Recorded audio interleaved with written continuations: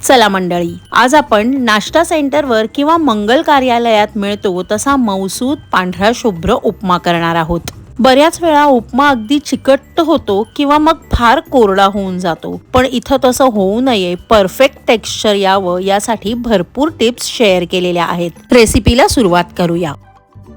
उपमा करण्यासाठी इथं मी एका जाडबुडाच्या कढईत 1 टेबलस्पून तूप घातलंय आणि त्यात आपण 2 वाट्या जाडा रवा घालणार आहोत। यालाच बॉम्बे रवा असं सुद्धा म्हणतात। लक्षात घ्या, इथं बारीक रवा अजिबात वापरायचा नाही। बारीक रव्याचा उपमा अगदी गिच्च गोळा चिकट्ट होतो। तुपाऐवजी तेल वापरलं तरीही चालेल, पण तेल किंवा तूप काहीतरी घालूनच रवा भाजा। कोरडा भाजलेला रवा तितकासा छान फुलत नाही। 1 मिनिटभर रवा परतून झाल्यानंतर आपण घातलंय 1 टीस्पून जिरं। रव्यासोबतच जिरं सुद्धा परतलं की उपम्याला अफलातून खमंग चव येते। आणि ही टिप मला दिलीये माझी साऊथ इंडियन मैत्रीण विजयालक्ष्मी हिने।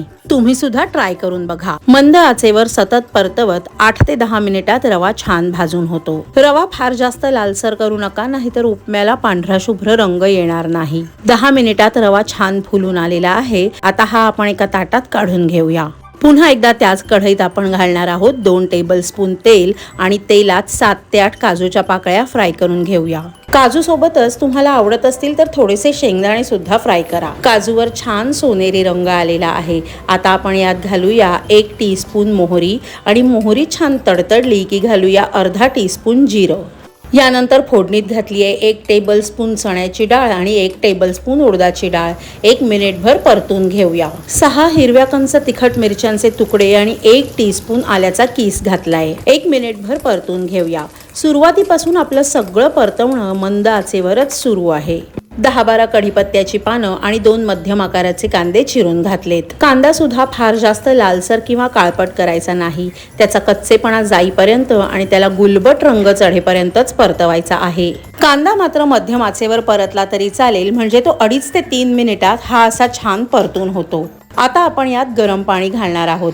एकीकडे रवा भाजायला घेतला होता तेव्हा दुसऱ्या शेगडीवर मी पाणी गरम करायला ठेवलं होतं। उपम्यामध्ये पाण्याचं प्रमाण अतिशय महत्त्वाचं आहे आणि ते असतं 1:3, म्हणजे ज्या वाटीने आपण रवा मोजून घेतो त्याच वाटीने तिप्पट पाणी घालायचं। इथं मी 2 वाट्या रवा घेतला होता, त्याच वाटीने मी 6 वाट्या पाणी गरम करून घेतलं। पाण्यात आपण घातलेली आहे 1 टीस्पून साखर, 1 टीस्पून मीठ आणि अर्ध्या लिंबाचा रस पिळून घेणार आहोत। साखर ऐच्छिक आहे, तुम्हाला आवडत नसेल तर वगळलीत तरीही चालेल, पण लिंबाचा आंबटपणा साखरेने खूप छान बॅलन्स होतो आणि उपम्याला अप्रतिम चव येते। मंगल कार्यालयात केलेल्या उपम्यात तर आवर्जून साखर घातली जाते। वरून बारीक चिरलेली थोडीशी कोथिंबीर घातली आहे आणि आता मोठ्या फ्लेमवर पाण्याला खळखळ उकळी येऊन द्यायची आहे। गरम पाणी घातलं की त्याला ही अशी लगेचच उकळी फुटते।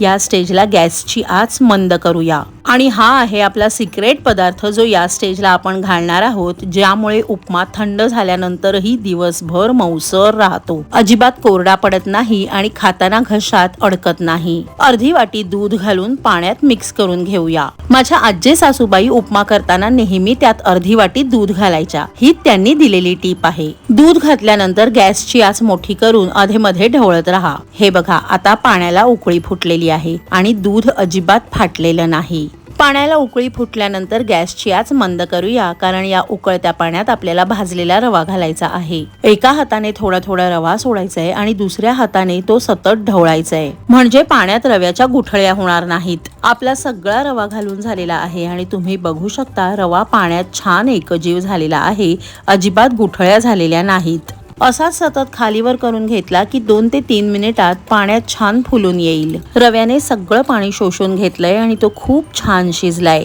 या स्टेजला गॅस बंद करूया आणि उपमा अतिशय चविष्ट होण्यासाठी ही शेवटची टिप। 1 टेबलस्पून साजूक तूप घातलंय, तुम्ही तेल घातलं तरीही चालेल। बारीक चिरलेली ताजी हिरवी कोथिंबीर घातलीये आणि आता झाकण झाकून हा असाच 5 मिनिटं ठेवायचा आहे। 5 मिनिटांनंतर आपण झाकण काढलंय, तूप सुद्धा मेल्ट झालेलं आहे। आता सगळं खालीवर सारखं करून घेऊया। तुम्ही बघू शकता उपमा तळाला अजिबात चिकटलेला नाही किंवा करपलेला नाही, चिकट सुद्धा झालेला नाही, छान मोकळा अगदी मऊ लुसलुशीत झालेला आहे।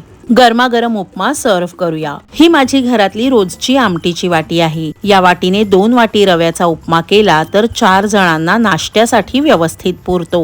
उन्हाळ्यात बरेचदा संपूर्ण जेवण जेवायचा कंटाळा येतो, त्यावेळेस पचायला हलका आणि पोटभरीचा असा हा उपमा तुम्ही वन पॉट मील म्हणून सुद्धा खाऊ शकता. सो फ्रेंड्स, हा व्हिडिओ तुम्हाला थोडा जरी आवडला असेल तर त्याला भरपूर प्रमाणात लाईक करा. व्हिडिओ तुमच्या फॅमिली आणि फ्रेंड्स सोबत शेअर सुद्धा करा आणि अशाच इनोव्हेटिव्ह रेसिपीज बघण्यासाठी सुहानीज किचनला सबस्क्राईब करा. भेटूया लवकरच एका नवीन रेसिपी सह, पण तोपर्यंत बाय बाय.